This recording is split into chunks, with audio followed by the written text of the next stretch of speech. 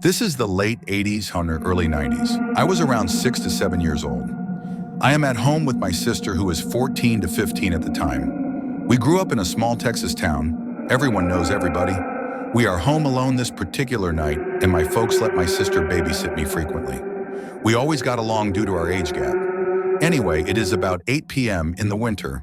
Deserts get pretty damn cold, so it is dark and we are in the common room since that is where the TV was. Watching 60 Minutes or 48 Hours or Hard Copy or some shit.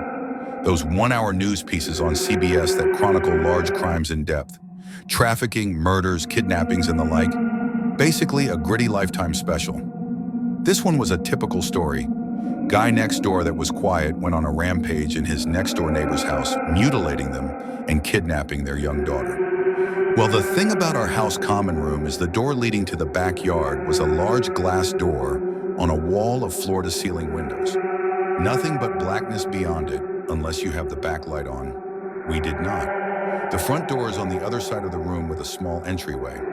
This is a solid door, so you cannot see what is beyond it, with a glass storm door on the outside of it. About 45 minutes into the show, they are talking about the ongoing manhunt for this crazy guy, and bam, bam, bam. Front door bangs like crazy. We jump the fuck up and scream like banshees. Dead silence now. He only lights on in the house or the kitchen down the hall from the common room we were in, and the light from the TV. We start thinking something on the porch, we had some planters and a rocking chair out there, had simply blown against the door. This was West Texas, crazy strong winds out that way. Well, a minute or two of silence and us holding each other post-adrenaline overdose passes. Just when we are about to declare everything is safe, we hear the storm door on the outside of our front door close. Shit. Someone had to have opened that door to be able to bang on the front door like that. Shit, shit, shit. We are both frozen in the middle of the room on the floor where we had been watching TV. My sister crawls over to the TV and turns it off. It was an old TV, so you had to turn that metal dial to switch it off, which it does with a mildly loud thunk. Now it is just us in a room dimly lit by the kitchen light down the hall. I do not remember how much time passed with my frozen and my sister still crouched by the now off TV, but we kept making eye contact, then looking at the front door. I remember this part vividly. I am on my knees sitting on my feet, and I turn around to look at the back wall of windows and glass door. We hear and I see the back door knob turn.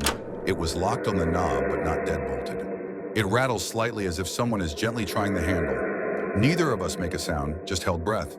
Then bam, bam, bam, bam, loud as all hell, someone is trying to force the door open, just jerking it back and forth. The whole wall of windows is vibrating violently, and I can see with each jerk of the door how my slight reflection gets fuzzy, then clear, then fuzzy. My sister flips her shit and screams bloody murder. I am still frozen on the floor. She gets up and basically drags me into her bedroom, slams the door, throws her mattress and anything she can in front of her door. Thankfully, she had remembered the phone, one of those ungodly heavy beige plastic long metal antenna portable phones. We still had to direct dial the sheriff there, and in her panic didn't remember the number. She just hit redial on the phone. It was one of her friends, and she tells them in broken gasps that someone is trying to get into our house and needs to get there right fucking now. The profanity sticks out here more than anything else. Who knows, young brain? I am curled up on the floor and cannot stop shaking.